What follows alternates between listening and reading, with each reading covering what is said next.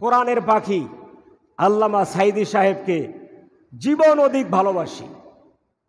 তার যখন ফাঁসির রায় হলো, আমরা প্রতিবাদ করার জন্য রাজপথে নেমেছি। সেই মিছিলে গুলি হয়েছে, আমি গুলি খেয়েছি, রাবার বুলেট বেড়েছে। ঈদুল আজহার ঈদ, সেখানে বললাম যে আল্লাহ, সরকারের যদি কোনো ভুল ত্রুটি থাকে তুমি ক্ষমা করে দাও, তাদেরকে ভালো হওয়ার তৌফিক দাও।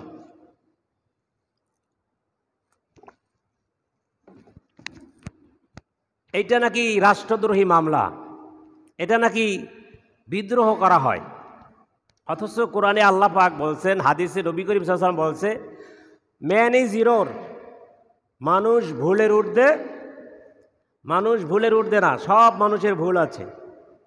আমি ভুলের ঊর্ধ্বে না, আপনি না, সরকার না, কেউ না, সবার ভুল আছে। এই কথাটা 7-8 থানায় ছড়িয়ে দিয়েছে, এমনকি ডিবি হারুন তার কানে পর্যন্ত পৌঁছাইছে। তাহলে কি বোঝা যায়? স্বাধীনতা ছিল? স্বাধীনতা ছিল না। আর এজন্য আমাকে যে যন্ত্রণা, মানসিক যন্ত্রণা ভোগ করতে হয়েছে প্রায় 3 মাস। যাই হোক ভাই, নবী করিম সাল্লাল্লাহু আলাইহি ওয়াসাল্লাম বলছে, রাষ্ট্রপ্রধানও যা বলতে পারবে, একজন কর্মচারী, রিকশাওয়ালা, কুলিও সে কথা বলতে পারবে, তার বলার অধিকার আছে। এটাকে বলে স্বাধীনতা।